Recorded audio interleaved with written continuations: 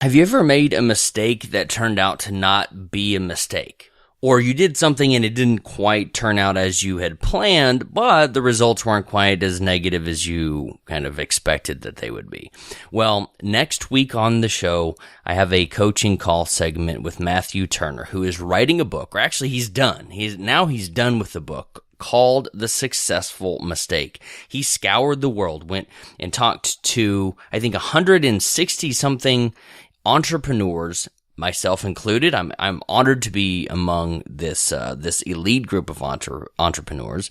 But he interviewed all of them about a mistake that they made that turned out to benefit their business. I'm going to have him on the show next week. It's a coaching call segment. We talk about marketing, books, the strategy, the mindset behind that. If you're an author, I think that will be pretty awesome for you. I want you to check that one out. But today, we're talking about 10 questions you should ask before hiring a coach. I recently took on a new client. We'll talk about that here in just a minute. Let's do the intro. I'll come back and we'll get ready for the show. Hi, and welcome to the Ellory Wells Show, where real entrepreneurs talk about real problems and real goals and real solutions to help you start, build, and grow your business. I'm your host, Ellory Wells. Welcome to the show. And now for a segment that I like to call Books. When I recorded that, I was planning on just dropping a bunch of books on my desk, but they slipped out of my hand, and I think it turned out much better. So that is actually me dropping books on my table, on my desk. A couple fell on the floor. It makes me laugh. Okay, maybe it doesn't make anybody else laugh. But before I got into some of the more meaty things of the episode today, I wanted to talk about a book that I just bought on Amazon. You can find a link to this at ElloryWells.com/show6, but I'm not a great copywriter. And copywriting, what did that guy say? Ray Edwards said, copywriting is selling in text form or something like that. Anyway, there's this guy that wrote a book a long time ago. I think the copy that I bought, let me tell you what it's called. It's called Ogilvy on Advertising.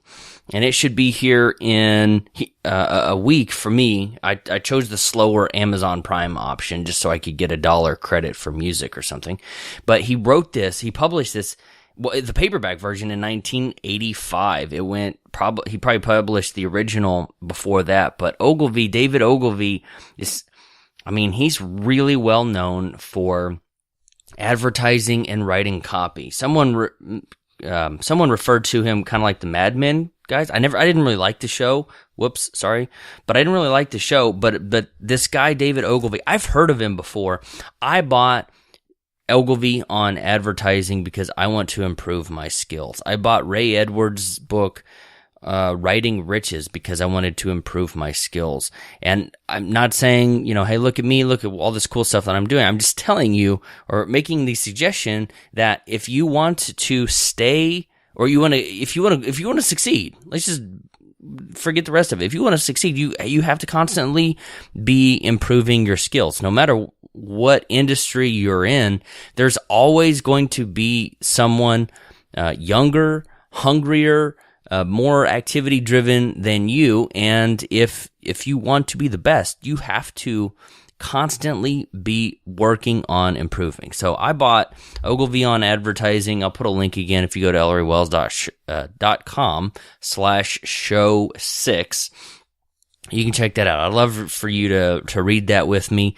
Let me know what your thoughts are. And if you know another copywriting book, send that over to me. I'd love to know what that is so I could check it out and improve my skills. Because I was looking at, if you go to ElloryWells.com, I've redone the homepage, and there's a blue box there that it says, build your business faster and smarter. Download the digital tools I use every day to build my online business. If that sounds catchy, that's not what it said yesterday at this time. One of my mastermind acquaintances, friends, the guy that we've been meeting together for, a couple months, he said what I had before wasn't punchy enough. And when you have a limited amount of text and you have to get a message across and it has to be intriguing and it leads people to take an action like download my digital tools, he told me it wasn't punchy enough. So I revised it. They mentioned this Ogilvy on advertising. I bought it. I wanted to recommend it to you. I mean, you guys know me. I want to, if I get good information, I want to pass it on. I want all of us to succeed. So ElloryWells.com/show6. You can find the link to Ogilvy on advertising. It's an Amazon affiliate link. If you want to support the show, use the link, check it out. I would love for you to do that. I'd like to make a difference in your life by recommending a pretty awesome book. Okay, so if you are a female, or you know a female, you're related to a female, I want you to listen to this, and I want you to share this with them if that's not you, because this conversation has come up twice in the last 30 days. Once with Amy, once with Bridget, two fantastic women that I get to work with on a regular basis. And these women have this, it's a society thing. And I'm going to try to link to the Oil of Olay video that I mentioned to them. In fact, I'm going to try to find it right now so I don't forget. Okay, I found the video. It's called A Man's a Boss, A Woman's Bossy. And I think I was wrong. It's by Procter & Gamble's Pantene. You know, the Pantene Pro V, whatever. It's a 62-second ad. And what it goes into is exactly what my clients are feeling. And if you're a woman, or you know someone, this is what they outline in the video. Maybe this will ring some bells, but I want you to watch it. Go to ElloryWells.com/show6. I've embedded it. You can watch it. A man's a boss, a woman's bossy. A man's persuasive, a woman is pushy. A man is dedicated, or a woman is selfish. And that is exactly what Amy and Bridget are feeling. They don't want to be pushy, and they don't want to sell their products or sell their services when they can help you.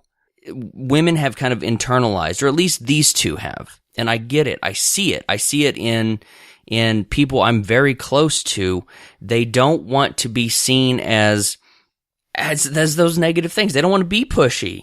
They don't want to be bold or step on toes or ruffle feathers or anything like that. And I want to encourage you as a woman out there, or as a man out there who is close to a female who might be having these same issues, that you've got to. We can't change society.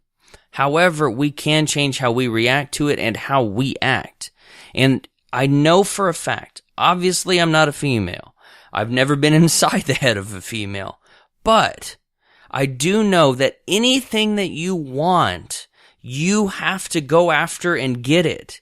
You have to, as a female, be willing to risk being thought of as pushy, selfish, bossy, whatever, because a man doing the exact same thing to go after and get what he wants, we can't fix it, but that same guy would be driven, goal-oriented, progressive, forward-thinking. We can't change society. We can only change how we act and react when we see these things. And I want to encourage you to do that. And that was the advice that I gave them. These two women, Amy and Bridget, they have a very powerful message.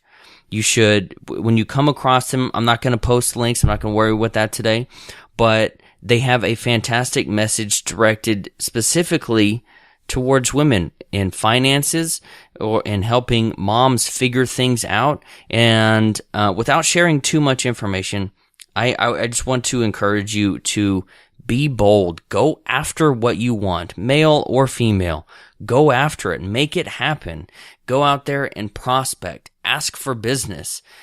Put a higher price tag on your services. You're probably should increase your prices by 3 times. You're probably charging too low. And I think women are less likely to do that than men for whatever reason.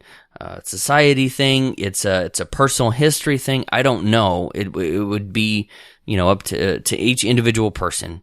But I want to encourage you that it'll be okay, and to go out there and do it. So with that said, let's do a quick transition. I'm going to go into 10 questions you should ask before you hire a coach.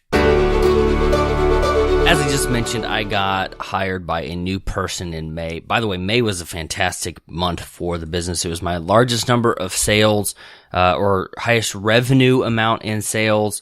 And I want to tell you, it can happen. It will happen for you if you stick with your business. That's not the topic for the day. Coaching is for the person who wants someone on their sideline. They want an advisor in their corner, someone calling the shots, coordinating plays, watching what's going on from off the court. Did I mix enough analogies for you?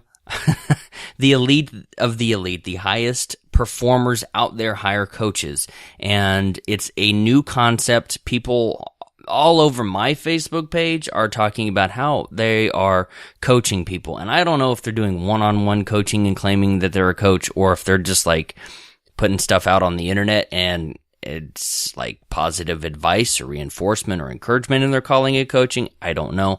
But I see it everywhere, and it's cool because anyone can be a coach. Anyone can start their business as a coach, but you probably should ask yourself a few questions before you decide to spend your hard-earned dollars to hire a coach. And that's what I want to talk about today, because when this woman hired me just a couple of weeks ago, our conversation right before the time of the sale, if you will, gave me this idea. And when she shared it on her Facebook page, other people were having questions. And I want to help you make an educated decision. Coaching is fantastic. It is the key that will help you succeed and excel, because a coach is what's the word I'm looking for? They are detached, and that detachment is part of what makes a coach so valuable. We are your friends, but we're not your friends. We're not your drinking buddy, and we're not going to a coach anyway is not going to sit there as you complain about your life and, oh, let's just order another round and commiserate. A coach is going to call you on your crap, if they're a good one, and say, let's get your head straight. And a good coach, not that they are hard to find, but I want you to make an educated decision. So here are 10 questions you should ask before hiring a coach. Number 1, am I willing to commit to my coach's advice? Are you going to take this person's advice? If you hire them, if you spend your money to hire someone to give you advice, are you willing to do what they tell you to do? Now, I'm not talking about a drill sergeant or someone just like, do this, just telling you what to do all the time. But if they make a suggestion and it's a change in behavior, or it might sound a little bit weird, are you willing to do it? And let me give you an example. Growing up, one of my coaches, I played soccer from about age 4, I think, to age 16, and my coach, all of them, not just my favorites, but the ones that I didn't like too much, they would make us run laps around the soccer field. And if you've ever been to Texas in the summer, you know it is miserable. Even in the evening times, it can just be so freaking hot. But sometimes for the drills, sometimes we were doing something we shouldn't have, got in a fight or argument, not paying attention, we would be made to run laps around the soccer field, and we hated it. However, when we got into the game, when we made it to Saturday and the rubber met the road, our laps, the same ones, whether they were for discipline or for drills, the laps that we hated doing made us faster, we had more endurance, and we could outperform other teams in the peak of Texas heat. And your coach will give you advice, instruction to do things that will get you out of your comfort zone. Are you going to be willing to take it? Are you going to be okay with setting pride aside to do a task that you might not fully understand? And when they give you homework, are you going to do it? That's a bunch of different analogies. You know I love analogies, so sometimes I might be getting too many mixed in there, but you should be getting the idea here. If your coach gives you advice or homework, are you going to follow it? Number 2, have you gone, or if you're asking yourself, have I gone as far as I can go by myself? And this woman that hired me, that's one of the things that she said. She said that she had reached what she felt like she could do on her own. She'd been successful, and she was at this kind of inflection point in her business where people were coming to people asking how much she charged, and she didn't really know what to do next. She had been very successful, and in fact, after I coached her the first time, I think she saw success faster than I did. But now she's getting to the point where she's somewhat plateaued, and she's looking to figure out how to get to the next level because she's gone as far as she's gone yourself. Have you gone as far as you feel like you could go by yourself? And if you haven't, maybe it's not the time to hire a coach. Maybe it is. I'm not saying you should go to the extent, to the end of your rope, the end of your line on how you can map things out and see your future progressing until you hire a coach. But I am saying that might be something if you're, I don't know, budget strapped, or you're stubborn like me and you just want to avoid hiring somebody at all costs. But depending on what your goals for the coaching are, it might be time to hire a coach it definitely is if you've gone as far as you can go on your own. But even before that, before you get to that point, it might be time as well. Number 3, is this person, the person you're thinking about hiring to coach you, is this person doing what I want to do? So there are a lot of coaches out there who I'm not a huge fan of the term life coach. I would much rather have like business coach. I don't know if that's equally as vague, but is there a goal? Is what I want to do or is what I want to do the things that this person is doing? Are they further along the same or similar path to the one that I'm on so that I can mimic what they are doing? Is the coach that you're thinking about hiring on the same path as you? Is the type of work they're doing the type of work that you're hoping to do? And my suggestion is to find a coach who can lead by example, not just tell you what to do because they haven't been there, but you want someone who will say, do as I do. Not just do as I say, not as I do, but hire a coach that says, this is what I've done, this is what worked. Number 4, why do I want to hire a coach? As I mentioned before, there's a lot of reasons you could hire or want to hire a coach. It could help you achieve a specific goal. It could help you get access to people or open doors or give you opportunities, even though if you listen to show number 4, you know that opportunity is crap. It doesn't mean anything. You'll have to listen to that episode to know what I'm talking about. Or you might want to hire a coach because they can help you get further faster and help you avoid unnecessary stumbling blocks, roadblocks, or painful learning experiences. There's a lot of reasons why you might want to hire a coach, but don't hire one because you think it's the thing to do or it will make you immediately successful. Before you hire a coach, think about if you want to work with someone in that type of coaching relationships. When I work with my one-on-one clients, I have to put aside my desire to be liked. If we are friends before, and I have coached friends, and by the way, it went just fine. But when I work one-on-one with someone, I have to set aside my strong desire to be liked. Because I want my clients to get results, and I want them to get results and a return on their investment with me more than I want them to like me in that moment. Sometimes that means you won't get along with your coach. A coach should push you further and harder than you would push yourself. It will get uncomfortable, but be ready for that and accept it. So when you ask yourself, why do I want to hire a coach? Also say, am I comfortable with being mad at them for just a little bit? I mentioned my soccer coaches while I was growing up. One of my favorite people in this world. I did not like him probably most of the time when we were talking about soccer. So number 5, to follow up with that one, and this one puts everything makes everything smooth if you can answer this question with a yes. Number 5, do I trust this person? If you trust the person you're considering hiring as a coach, many of these other things, if not all of them, they'll kind of take care of themselves. And trust plays a huge part in any successful relationship. And this coaching thing that you're about to get into, it'll play a huge part. I talked about this with my latest coaching client, and I always ask for people's addresses, their home addresses in the application before you start working with me. And I want to send them a card. I always do a handwritten card, so I ask for their personal home address. And that's kind of a personal question. A lot of people don't want to give that out over the internet.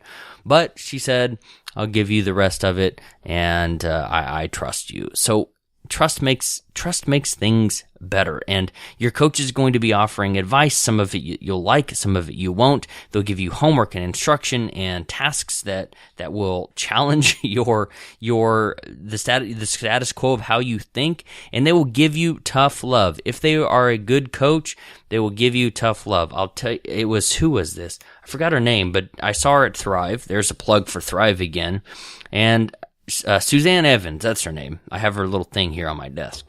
And she says when she's working with her coaching clients, she gives them the tap, the slap, and then the 2x4, I think.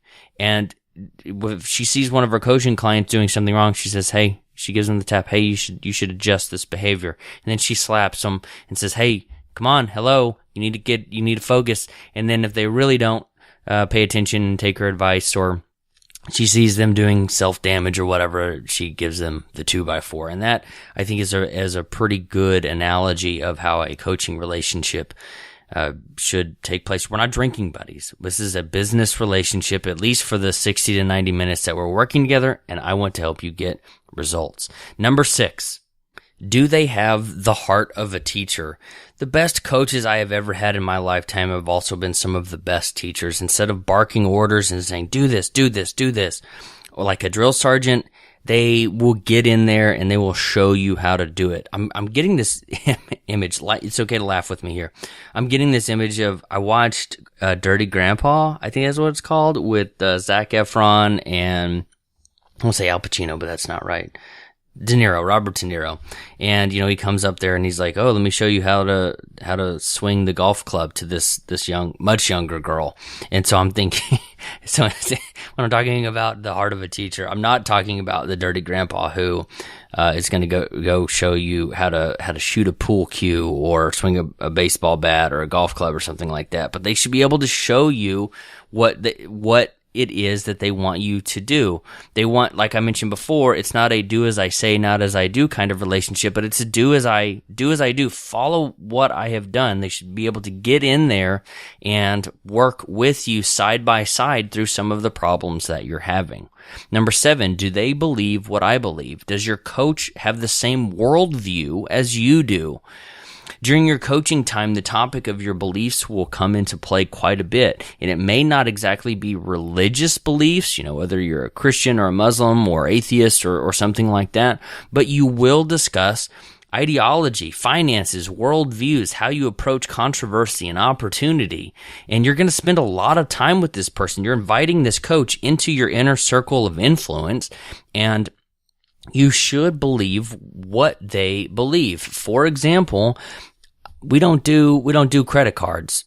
We have a mortgage, and we had to take out a loan to get my car because I got rear-ended. It wasn't my fault, and I had to get a new car. That one was paid off. So if you go into a coaching relationship with me, not only do I not want you to put it on a credit card, I would like for you to pay with a debit card, but I'm going to talk about how you can get out of debt, because it says in the Bible, the borrower is a slave to the lender. I've seen that happen, and that's my worldview. Or if Grant Cardone shared something stupid and idiotic on LinkedIn about why leasing a car was a good idea. Bad idea. Bad idea.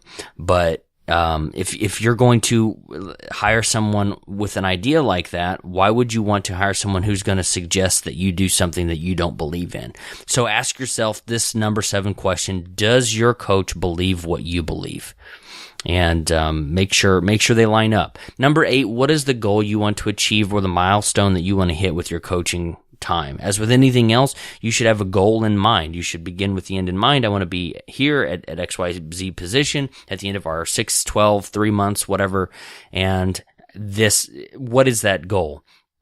Honestly, it could be mental blocks that you're trying to fix. My degree's in psychology. I spent a lot of time studying and analyzing people inside and outside of school, and my brain works really weird, and I have come over time to realize how differently I see problems and think about things than other people do. So I look at it from a psychology perspective, and it's okay to overcome mental blocks to help to hire a coach.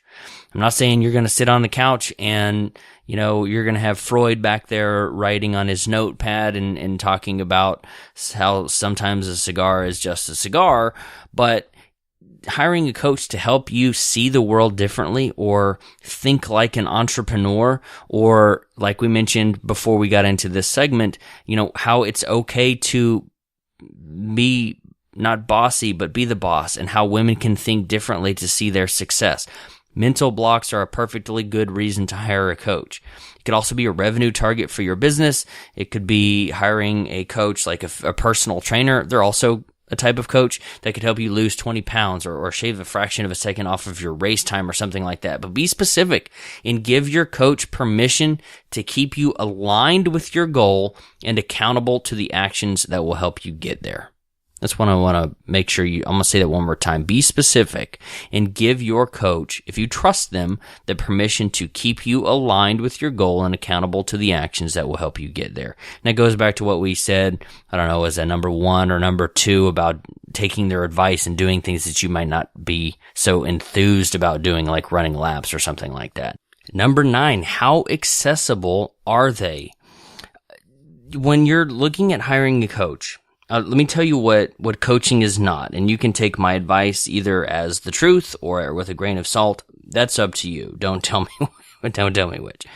Coaching is not a once a quarter meeting where you check in with someone who you are paying. Once a quarter, not enough. Once a month, I've done it. It's not enough. To me, coaching is a bi-weekly 60 to 90 minute strategy session. I've had people asking me for those. They want a strategy session, but those are good. But you want someone that you have access to. You want to be able to. You're paying them for their time. You want to be able to ask them questions and get feedback. I look in a lot of ways. I look at coaching like being a doctor. Don't just come to me when you're sick. Come and we'll develop a health and wellness plan for you. If you're having a problem, yes, come to me, let's figure it out. But let's also figure out how we can avoid it and get back to being healthy. And that takes time. That takes trust. We talked about that. But it takes a relationship over a period of time. Once a week is too much.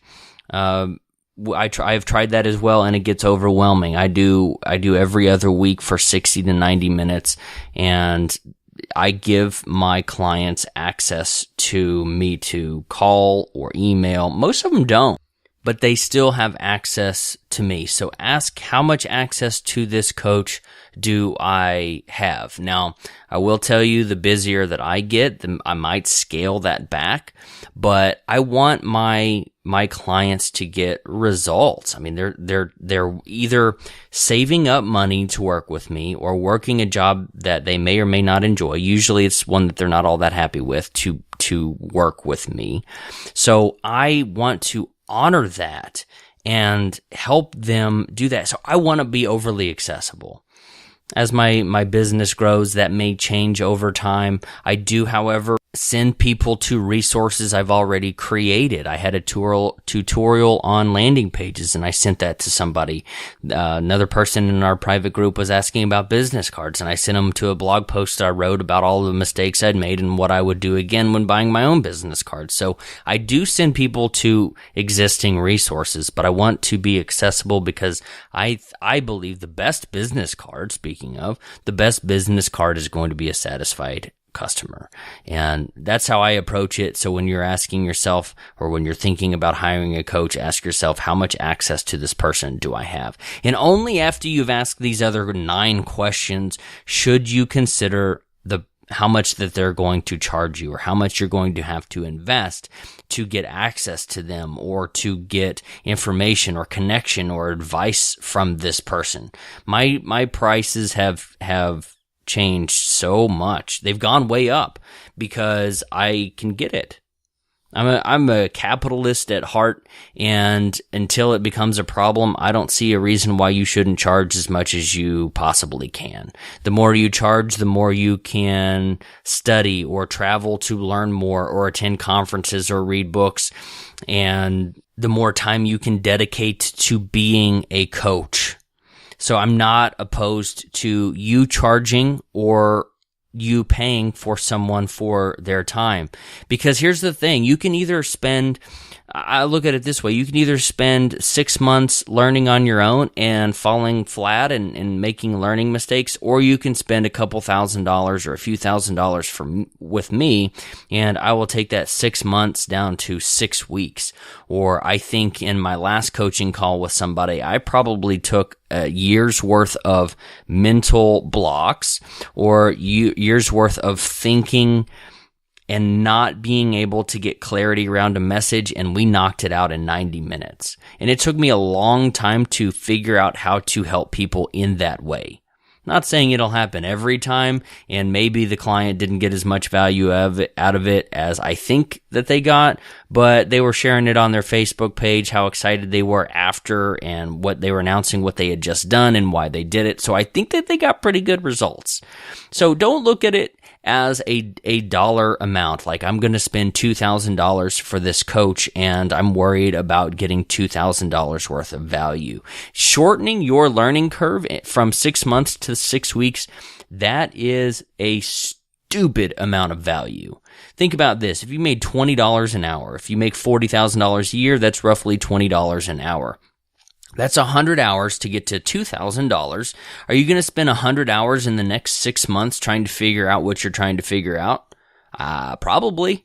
So maybe it is worth your time to spend the couple $1,000s it would cost you to get a coach to take your journey from 6 months to 6 weeks or whatever, and avoid some of the often costly mistake. Because here's the thing, the cost of you waiting is probably significantly more than the cost you would have paid the coach in the first place. I'm not trying to convince you to hire me, but if you've gone through all of these other questions, do they believe what I believe? Do I have a specific milestone that I want them to help me achieve? Do I get access to this person?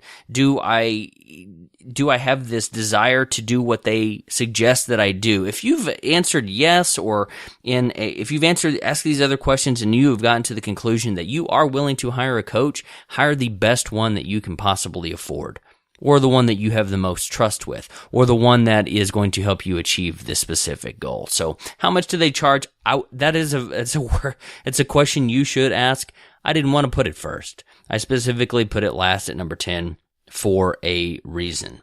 So if you're thinking about hiring a coach, what are the questions that you would have? I'd love to know your thought process. I'd love to help you think through that. And honestly, if you've listened to a handful of these shows, you've listened to the blog, you've seen me on Snapchat or whatever, and you feel like I can help you get where you want to go, or if I can help you shorten your learning curve or avoid costly mistakes, or plan out a business, because you can be really good at a task, at being the technician, but you might not have the skill at being an entrepreneur. Whatever it is, if you think I can help you do that, go to ElloryWells.com/coach.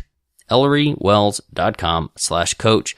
Fill out the application. I've got a few options for you. I even just added a single call strategy session, because I know not everybody is quite ready to do the full 3, 6, 12-month commitment. So check that out too. That might be something.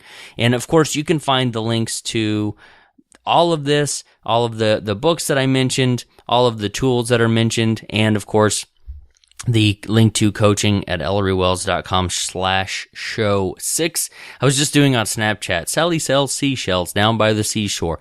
To get me speaking clearly, it's a throwback to my old theater days. And so sometimes ElloryWells.com/show6.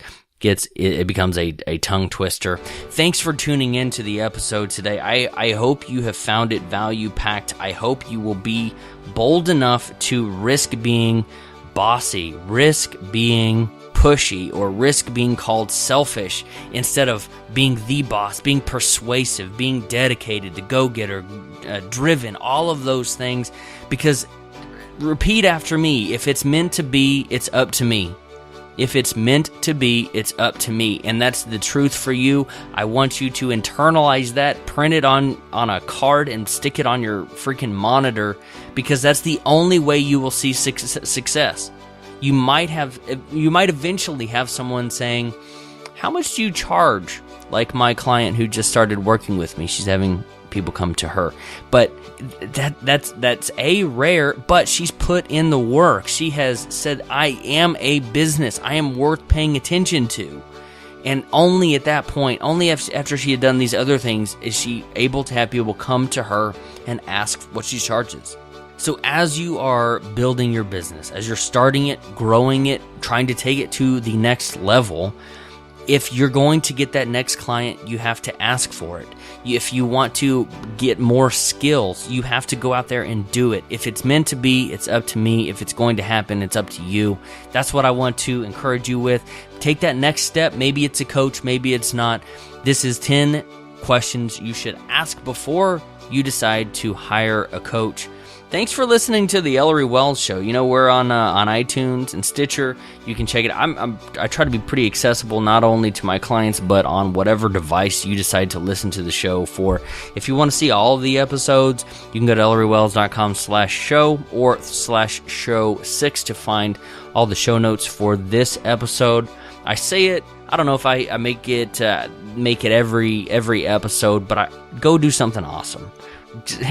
Get outside of your comfort zone, because that's really where things get exciting, growth happens, and I want you to do something amazing, because I love what I do. I love meeting with people, talking to people around the world, helping them solve problems, achieve their goals, and see success in their life. I got out of my comfort zone to do that. You know my story, which, by the way, I am almost done with the Exit Strategy book. I want you to pre-order that, by the way. If you're still sitting there, if you're listening to this after 36 or so minutes and you are still listening to this, why haven't you pre-ordered my book yet? It's awesome. I can't tell you how much I've enjoyed writing it, and I'm going back and making the edits from all of the things that I need to fix, and it's good. It's really good, and I'm not even to the best part in the editing phase yet. So go to theexitstrategybook.com. You're not going to regret it. $9, and I'll ship it to you for free. I'm probably going to lose money, but you know, it's pre-order. So that's every time I get one. My friend Jeff Stevens shared about it on Facebook today, and talk about motivation. When people compliment you and say, and recommend your product or service, that is some serious motivation to step up your game, to live up to what they believe you will deliver with this book. Anyway, side note, go do something awesome. If it's meant to be, it's up to me. Say it right now, real quick. Meant to be up to me? Yep, you got it. So thanks for tuning in to the Ellory Wells Show. I'm your host, Ellory Wells. Tune in next week, because we are having Matthew Turner, the Turn Dog Millionaire, who wrote and is about to release The Successful Mistake. We're going to work through some of his coaching things. I want to share this episode. We moved it up so we could help him with the launch. So I want to make sure that is ready and available for you. Go to ellorywells.com. You'll find all the links to the show, to coaching, to masterminds, to free resources to help you get started. I truly am honored and thankful that you are here. Have an awesome day.